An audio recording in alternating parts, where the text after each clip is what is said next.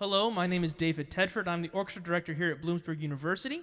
I'd like to thank you for watching the upcoming concert for this year's annual Young Persons Concert. This year's theme is the instruments of the orchestra. You'll be hearing pieces that feature the flute, the French horn, the trumpet, and the English horn, with pieces by Florence Price, Rossini, Aaron Copland,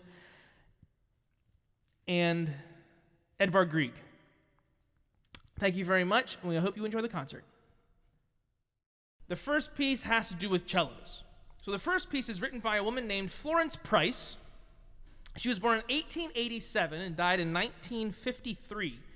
She was an American composer, and she is significant because she is considered to be the first African-American woman to be recognized as a symphonic composer and was the first to have a composition played by a major orchestra. That's pretty impressive.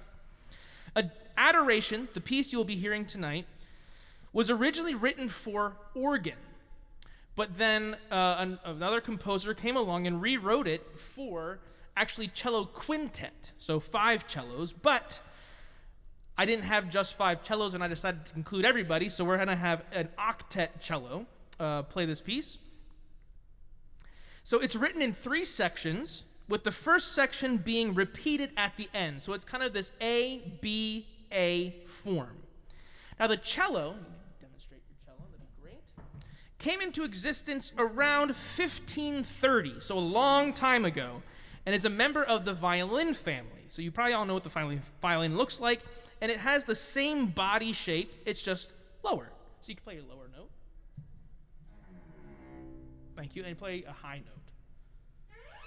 Thank you. So that's what a cello sounds like, and all the notes in between. So we're going to play Adoration for you, and I hope you enjoy.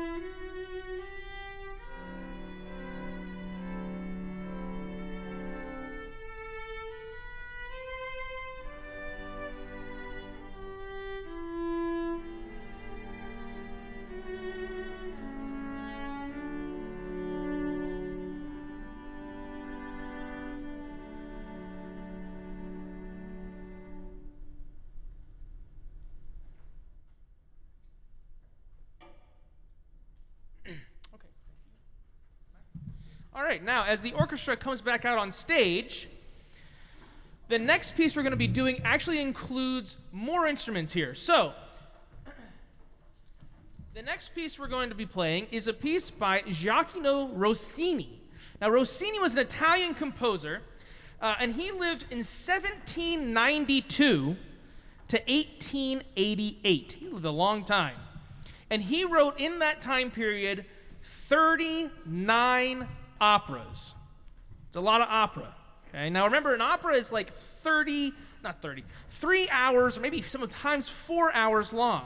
So to write 39 of these takes a lot of effort. Now the piece you'll be hearing tonight is the overture to one of those operas.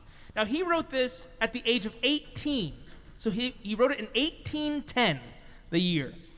And the overture was written when he was an actual student. So, a lot like you.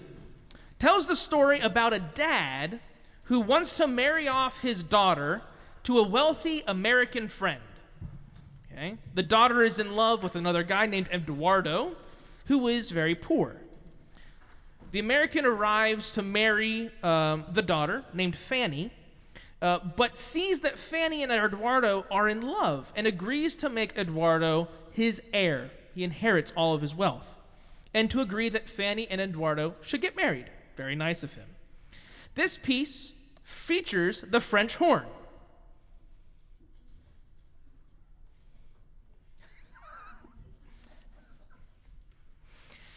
And the French horn was actually originally used as a hunting horn. So if you've ever seen Mary Poppins, the scene where she goes in becomes a cartoon, and they're hunting that fox, French horn. But it didn't take this form until about the 1800s. Before then, could you just lift up your horns again? So you see where their left hands are, they had these little buttons. And before then, those buttons didn't exist. So the French horn was just a very long tube, and it still is a very long tube. In fact, it's 12 to 13 feet long if you were to unwind the whole thing. Thank you very much. So our soloist is Jace. He's playing first horn, and he's going to do a great job. So listen for how his instrument interacts with the entire rest of the orchestra. So this is Rossini's La Cambiala de Matrimonia.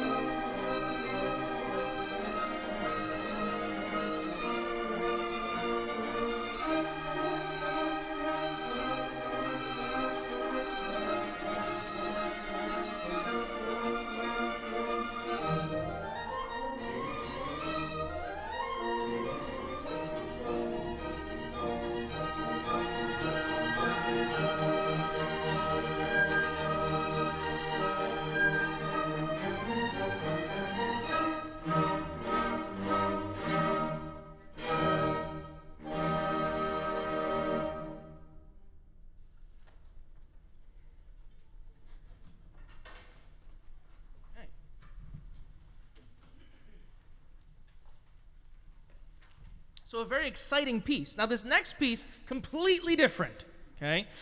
This next piece is by a guy named Edvard Grieg. Now, he was Norwegian. He's from Norway. And he lived in 1843 and died in 1907. And he is recognized as the composer responsible for developing Norwegian folk music and brought Norwegian music to the international reputation. So this piece that we're going to listen to, it's called Morning, okay? And it's from a suite of pieces called Peer Gynt, which is based upon a folk legend from Norway. And it was written in 1875 and features the flute at the beginning.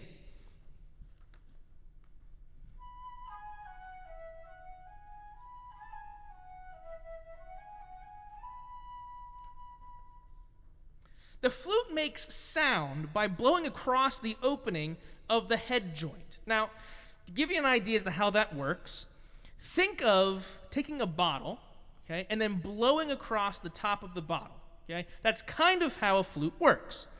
For this piece, I want you to imagine an early morning summertime, wintertime, doesn't matter when, where the sun is just beginning to rise, and pretend that the flute is calling the sun to start a new day.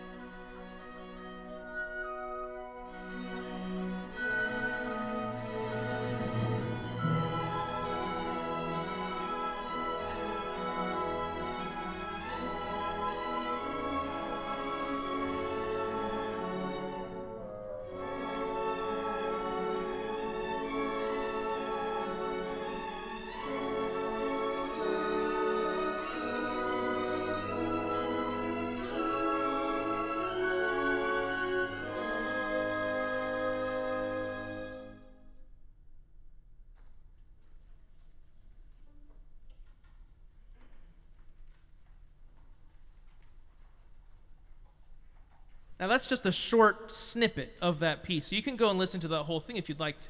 Now this next piece gets rid of all the winds and the brass and just leaves the strings and two lone soloists, the English horn and the trumpet.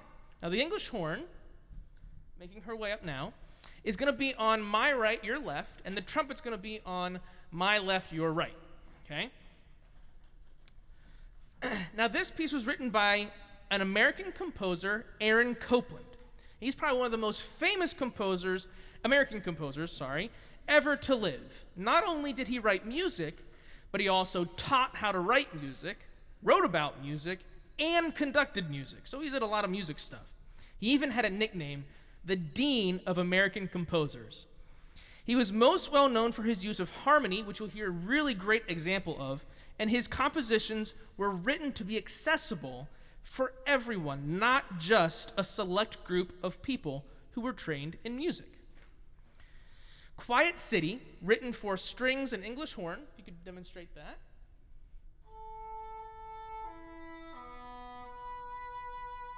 Has a very unique sound. And trumpet, demonstrate that.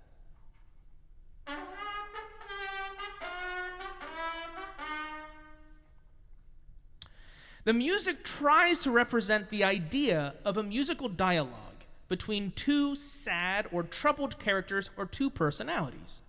The English horn uses a reed to make music, and you put that reed in your mouth, and as you blow, the two reeds vibrate together and you get the sound.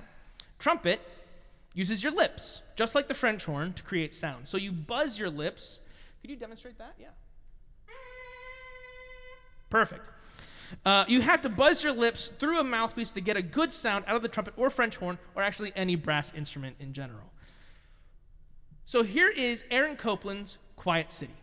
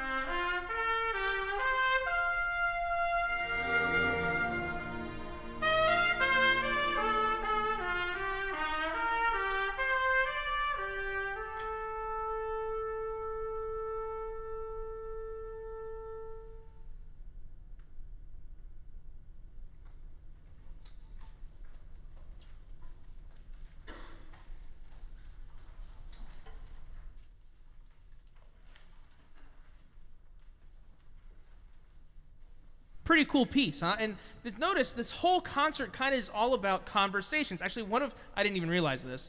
One of the orchestra players actually came up to me during our break and said, this whole conversation is about different conversations between instruments. And I was like, that's true. I hadn't even thought about that. So that piece actually represents that theme perfectly. So, great job.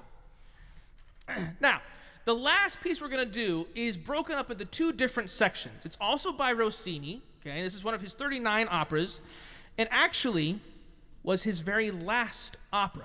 He wrote this in 1829.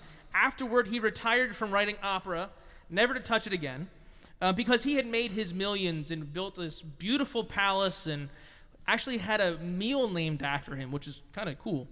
You're going to hear 2 different parts here. The first being a pastoral section, which is a dialogue between flute, which we heard already, and the English horn, which we just heard. This section is nice and slow and quiet and is used to signify a calm or the calming after a huge storm. Now, in this overture, we actually have 4 sections. We're not going to play the first 2.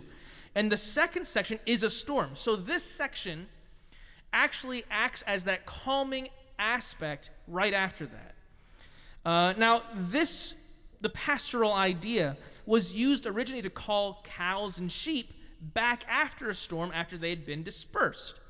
So think about them trying to call back the cows and the sheep that had been wandering and running away. And the strings, they have to be really quiet with their pizzicato or else they'll scare the cows and sheep away. So this is this section, the pastoral from the William Tell Overture.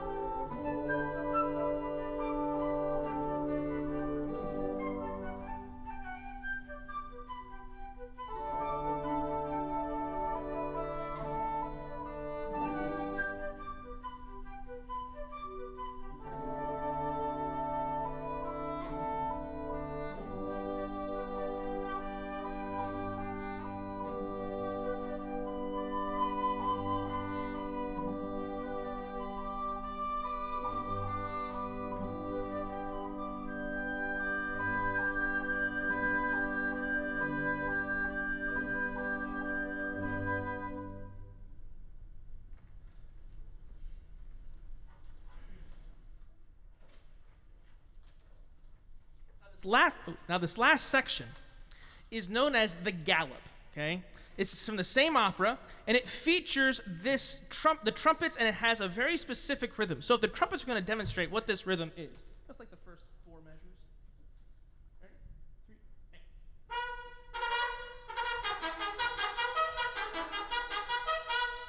Perfect.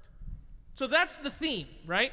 It might sound familiar. It was used as the Lone Ranger, the theme from that, and it starts with this trumpet fanfare that is then used throughout the entire orchestra, throughout this entire section. So I hope you enjoyed this concert. We're going to end this concert with the Gallop from the William Tell Overture.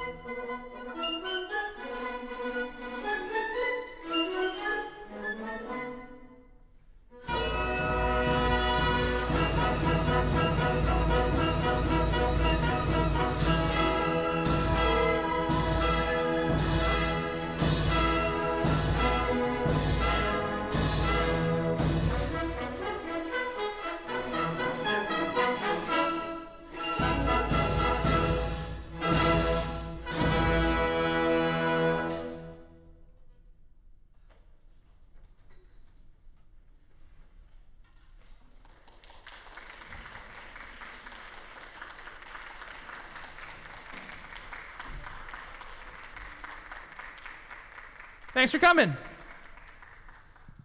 Thanks for coming, orchestra.